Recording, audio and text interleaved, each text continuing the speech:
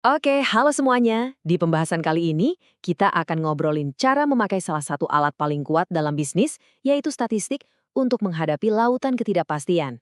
Kita bakal lihat gimana angka-angka bisa jadi pemandu kita yang paling bisa diandalkan. Nah, ini dia pertanyaan yang sering banget bikin para pemimpin bisnis nggak bisa tidur. Setiap keputusan, mau itu meluncurkan produk baru, ngatur stok, semuanya, itu rasanya kayak berjudi. Terus, gimana caranya kita mengubah judi ini jadi sebuah keputusan yang terukur? Jawabannya ada di data. Oke, ini dia rute perjalanan kita. Kita mulai dari memahami apa itu kabut ketidakpastian.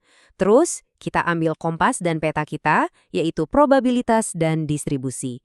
Habis itu, kita lihat langsung cara kerjanya lewat studi kasus, dan di akhir nanti kita bakal siap buat berlayar dengan jauh lebih percaya diri. Siap? Oke, kita masuk ke bagian pertama, bisnis dan ketidakpastian. Gini, menjalankan bisnis itu seringkali diibaratkan kayak berlayar di tengah kabut tebal.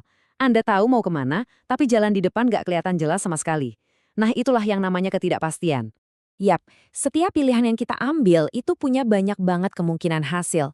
Kalau tanpa data, kita cuma bisa ngandelin intuisi atau ya firasat. Disinilah statistik masuk. Statistik itu alat yang mengubah firasat jadi fakta, kasih kita semacam senter di tengah kegelapan kabut itu. Intinya tuh ada di sini. Statistik itu bukan sulap yang bisa menghilangkan kabutnya.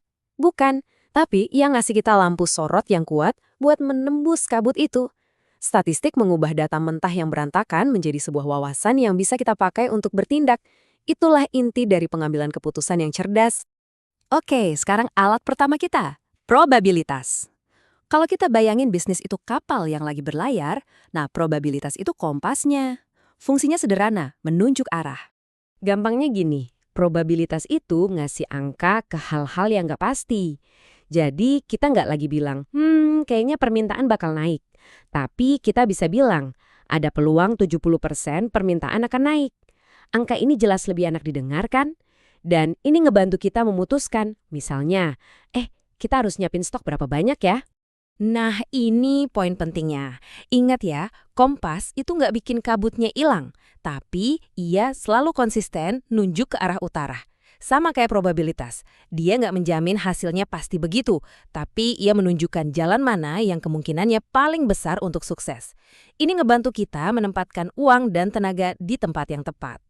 Oke, kalau tadi probabilitas adalah kompas, sekarang kita butuh peta navigasi yang lengkap.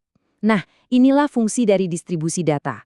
Peta ini ngasih gambaran yang jauh lebih detail tentang medan di depan kita.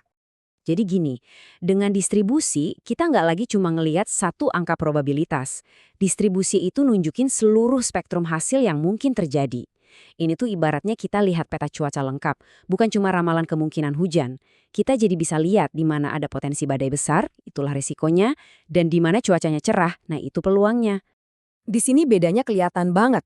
Peta distribusi nggak cuma nunjukin arah, tapi juga nandain di mana ada batu karang yang tersembunyi. Misalnya risiko lonjakan produk cacat. Dan di mana ada jalur pelayaran yang aman, contohnya kapan permintaan lagi di puncaknya. Jelas ini jauh lebih strategis kan? Oke, biar lebih kebayang, kita coba terapkan ini ke contoh nyata. Bayangin deh, Anda mau cari tahu kenapa sih produk Anda sering gagal atau rusak. Nah, disinilah memilih peta alias distribusi yang tepat itu jadi krusial banget. Di sini kita punya dua peta statistik yang berbeda untuk masalah yang kelihatannya sama.